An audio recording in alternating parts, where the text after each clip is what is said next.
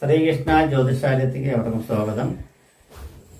അതായത് ഓഗസ്റ്റ് മാസത്തെ ഫലമാണ് പറയുന്നത്. ഓഗസ്റ്റ് മാസത്തിൽ ചിങ്ങക്കൂറുകാർക്കുള്ള ഫലമാണ് പറയുന്നത്.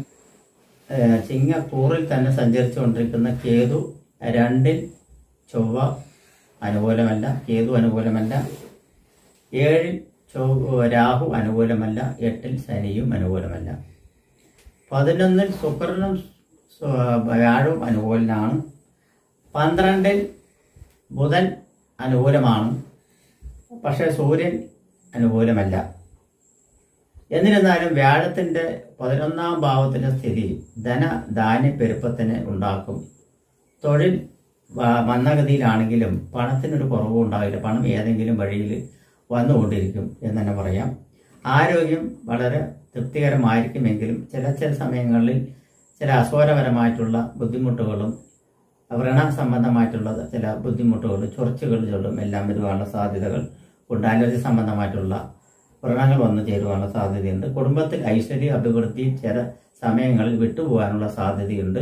സഹായ സ്ഥാനങ്ങൾ മറ്റുള്ള കാര്യങ്ങളെല്ലാം നല്ലതുപോലെ നടക്കുവാനുള്ള സാധ്യതയുണ്ട്.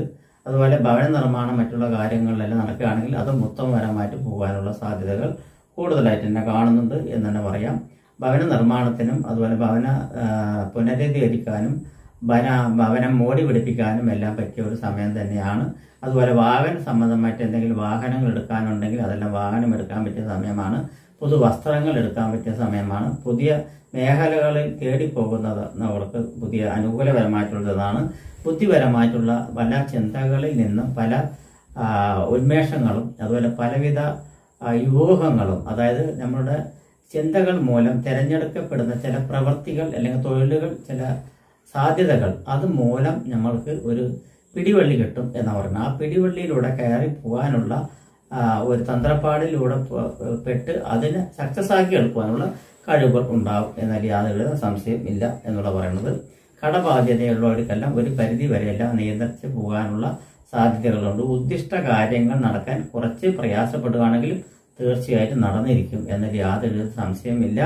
ഭാഗ്യസ്ഥാന ശനിയല്ല, അഷ്ടമശനിയാണുള്ളത്. അഷ്ടമശനി ദോഷത്തെ ചെയ്യും.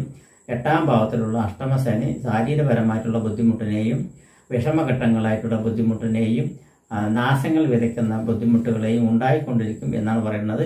എന്നിരുന്നാലും വ്യാഴൻ ആ സമയത്ത് അനുകൂല സ്ഥിതി നിൽക്കുന്ന കാരണം ആ വ്യാഴത്തിൻ്റെ ഒരൊറ്റ ആള് കാരണം കൊണ്ട് നമ്മുടെ ഈ അഷ്ടമശനിയുടെ ദോഷങ്ങളെല്ലാം ചെറുത്ത് നിൽക്കാനുള്ള പവർ വ്യാഴം കൊണ്ടുതരും എന്നുള്ളതിനാൽ സമാധാനപ്പെടും. എന്നിരുന്നാലും ശാസ്താവിങ്കിൽ കറുത്ത പട്ട്, എള്ളുതിരി, എള്ളു പായസം, നീരാഞ്ജനം, ഇതിൽ ഏതെങ്കിലുമൊക്കെ ഒരു വഴിപാടുകൾ നടത്തുകയാണെങ്കിൽ അത് തിരിക്കും ചെയ്യുക. നീരാഞ്ജനവും നെയ്വിളക്ക് നടത്തിയാൽ മതി. നീരാഞ്ജനം നെയ്വിളക്ക് നടത്തി കഴിഞ്ഞു പറഞ്ഞാൽ അഷ്ടമത്തിൽ ശനിയുടെ അഭാവത്തിന് ദോഷം കുറയ്ക്കും. 10 മിനിറ്റ് നേരം അമ്പലത്തിൽ പോയി സമാധാനം ഇരുന്ന് ശാസ്താവിൻ്റെ നാമജപങ്ങൾ ജപിക്കുകയും കൂടി ചെയ്തു കഴിഞ്ഞാൽ ദോഷം തീർച്ചയായിട്ടും കുറഞ്ഞിരിക്കും എന്നതിൽ യാതൊരു സംശയമില്ല. അപ്പോൾ വ്യാഴത്തിൻ്റെ മാത്രം നല്ല സ്വഭാവങ്ങൾ എടുത്ത് പ്രയോഗിക്കാൻ പറ്റും. ധാന്യപ്പെരുപ്പങ്ങളുണ്ടാവും, സമ്പാദ്യങ്ങളുണ്ടാവും, വരുമാന മാർഗങ്ങളുണ്ടാവും, സന്താനങ്ങൾക്ക് ഐശ്വര്യം അഭിവൃദ്ധിയും നൽകുവാനുള്ള സാധ്യതയുണ്ട്. പ്രവർത്തിക്കുന്നവർക്കെല്ലാം ഗുണകരമായിട്ടുള്ള സമയമാണ്. അതുപോലെ കലാകായിക മേഖലകളും സിനിമാ മേഖലയിൽ പെട്ടിരിക്കുന്നവർക്കും വളരെ ശ്രേഷ്ഠപരമായിട്ടുള്ള കാര്യങ്ങളാണ് നടന്നുകൊണ്ടിരിക്കുന്നത്. ചില സമയങ്ങളിൽ തരികിട മറിയുകയാണെങ്കിലും ആ മറിച്ചൽ പിറ്റേ ഒരു തിരിച്ചലിലൂടെ തിരിച്ചു വന്ന് അത് സക്സസ് ആയിട്ട് വരുവാനുള്ള സാധ്യതകളുണ്ട്. നാവികസേന, കരസേന, വ്യോമസേന എന്നീ വിഭാഗത്തിൽപ്പെട്ടിരിക്കുന്നവർക്കെല്ലാം ഗുണദോഷ മിശ്ര സമയത്താണ് കാണുന്നത്. വളരെ ശ്രദ്ധിക്കേണ്ട ഒരു സമയമായിട്ടാണ് കാണുന്നത്. അതുപോലെ തന്നെ പോലീസ് മേധാവികൾ മറ്റുള്ള കാര്യങ്ങളിലെല്ലാം അവരുടെ മേലുദ്യോഗസ്ഥന്മാരുടെ അനുസരണപൂർവ്വം നടക്കുന്നത് പോലെ വളരെ കുഴപ്പമില്ലാതെ പോകും. അതെല്ലാം എന്നുണ്ടെങ്കിൽ ദോഷങ്ങൾ വരുവാനുള്ള സാധ്യതയുണ്ട്. അത് അവരവരുടെ സ്വഭാവ രീതികൾ മറ്റുള്ളതെല്ലാം കണ്ട് പെരുമാറി വരുന്നുള്ള പറയുന്നത്. രാഷ്ട്രീയത്തിൽ പ്രവർത്തിക്കുന്നവർക്ക് ഗുണകരമായിട്ടുള്ള സമയം തന്നെയാണ് കാണുന്നത്. അതുപോലെ അലോപ്പതി സംബന്ധമായിട്ടുള്ള, മെഡിക്കൽ സംബന്ധമായിട്ടുള്ള, ആയുർവേദ സംബന്ധമായിട്ടുള്ള മേഖലയിൽ പ്രവർത്തിക്കുന്നവർക്ക് സമയം അത്രയ്ക്ക് ഇങ്ങോട്ട് പോരാ എന്നുള്ളത് പറയും. കാരണം വെച്ചാൽ മെഡിക്കൽ സീറ്റെല്ലാം കഴിഞ്ഞ് അവരുടെ പ്രവേശനം വല്ല സ്പെഷ്യലിസ്റ്റ്, ന്യൂറോളജിസ്റ്റോ, കാർഡിയോളജിസ്റ്റോ, നെഫ്രോളജിസ്റ്റോ അങ്ങനെയുള്ള സ്പെഷ്യലിസ്റ്റ്, അതായത് ഏതെങ്കിലും സ്പെഷ്യലിസ്റ്റ് യോഗ്യത തേടി വരുന്ന അവർക്ക് യോഗ്യതാ ഫലങ്ങൾ പുറത്ത് കാട്ടാൻ ചിലപ്പോൾ പറ്റി എന്ന് വരില്ല.